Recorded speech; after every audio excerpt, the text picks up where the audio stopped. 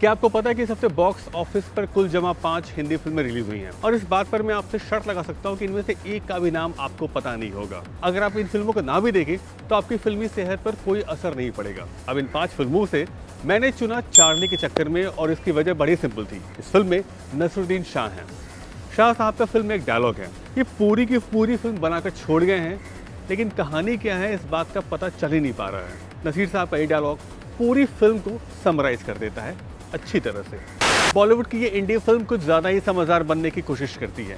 कहने का मतलब ये है कि एक सिंपल से प्लॉट को फिल्म के मेकर्स ने कुछ ज़्यादा ही कॉम्प्लिकेटेड बना दिया है। उलझन की हद तो इतनी है कि फिल्म के बीच में ही आपका ध्यान फिल्मी पर्दे से हटकर आपकी फ़ोन की ओर चला जाता है।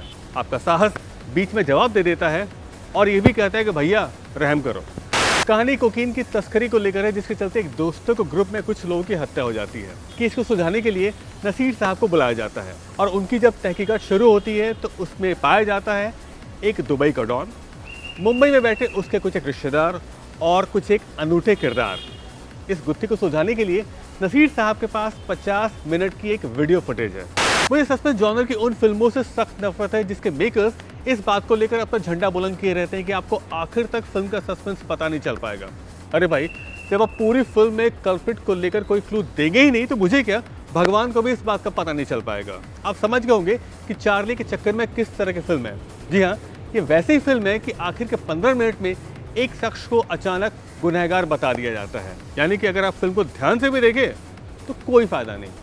इस फिल्म पर पूरी तरह से हॉलीवुड का हैंगओवर नजर आता है और फिल्म की प्रोडक्शन क्वालिटी ऐसी है जिसको देखने के बाद ये फिल्म खुद ही एक तरह से एक्सपोज हो जाती है। मुझे अभी तक इस बात का पता नहीं चल पाया कि फिल्म के प्लॉट को इनके मेकर्स ने कॉम्प्लिकेट क्यों किया।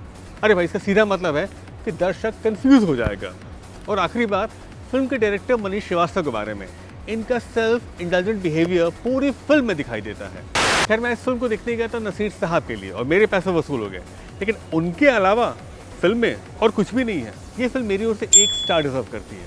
और आखिर में एक संदेश फिल्म के डायरेक्टर मनीष श्रीवास्तव के लिए, मास्टरबेशन के सजेस्टिव विजुअल्स और पैंट के अंदर का इरेक्शन को दिखाकर आपने क्या साबित कर दिया। अगर ये दोनों सीन्स फिल्म में ना भी होते तो भी ये उतनी ही बुरी फिल्म होती।